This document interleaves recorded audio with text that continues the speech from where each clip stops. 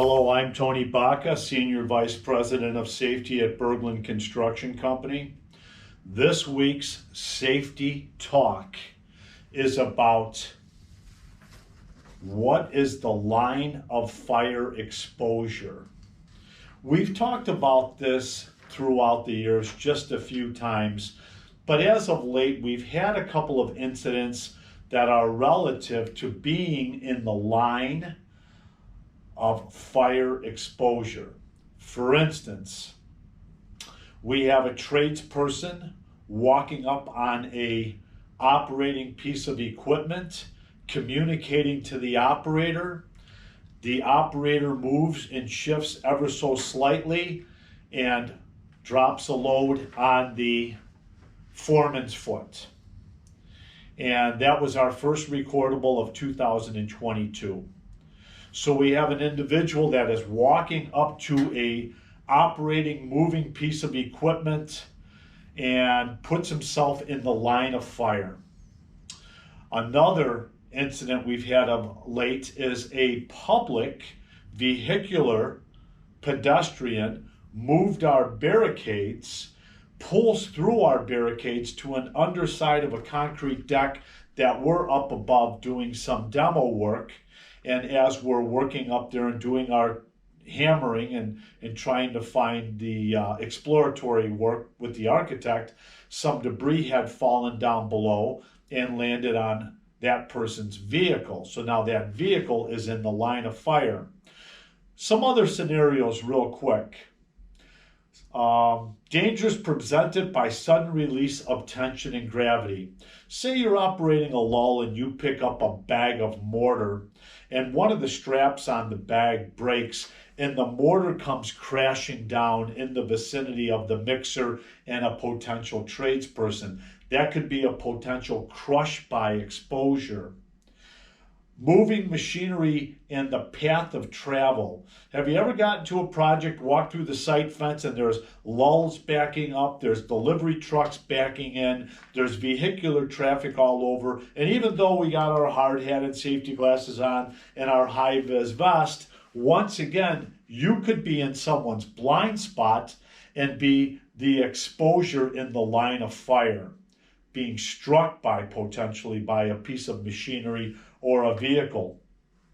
Flying debris and projectiles. Have you ever been around somebody that's grinding metal and all of them sparks are flying off of that piece of steel right down a common corridor and you're walking through it and instinctively you put your hand up to block it from getting in your eyes? You know, now again, once again, you're in the line of fire. Hey buddy, stop. What do you think you're doing? Where's your shields? Where's your guards? Where's your spotter? We're putting ourselves in the line of fire a lot of times and we don't even know it. How do we engineer out the line of fire? We try and do so in our pre-construction safety plans, but we all know that the hazards associated with a pre-construction safety plan are pretty much known hazards. You know, fall protection, whatever might pertain to that task. But we also all know that a construction environment changes sometimes daily, if not hourly, and subcontractors may have deliveries on the job sites. We're working around a lot of other people, and sometimes the very injury that we may sustain, we had absolutely nothing to do with that task, but we were in the vicinity of something taking place, and we were the ones that became the victims of being exposed to the line of fire. So one of the remedies is to understand your job, understand your task, keep your eyes wide open so that you can see if they're starting to have something around you happening that you can say, hey, hold on a minute, I'm working in this vicinity. Another one that comes to mind with a subcontractor that we had a few years ago was a depression in a slab on grade. It was only a couple inch depression and there were boom and scissors lifts in the vicinity. And in this case, it was a scissors lift The gentleman in the tradesperson in the lift did not bring the lift all the way down, moving it from point A to point B. He was moving it elevated, which we should never do. One of the wheels caught that depression, and guess what? That whole lift has a tendency to tip over.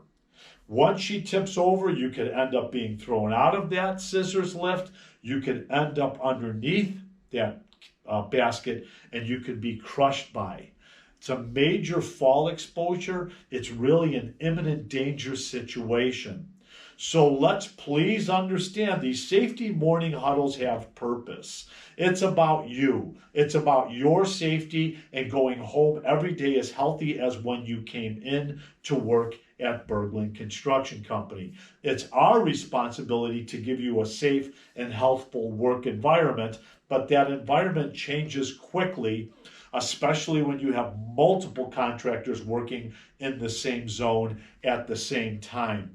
So be aware of your surroundings. Keep a heads up. If you feel unsafe or uncomfortable with what's going on around you, let's do a timeout. Everybody gather in. Let's talk about who's doing what, where, and when, and how we can all work in unison together safely. We have our handy dandy text that goes along with this that has a lot of good information on it and some additional scenarios. Let's have a safe day and let's have a safe week. Thank you.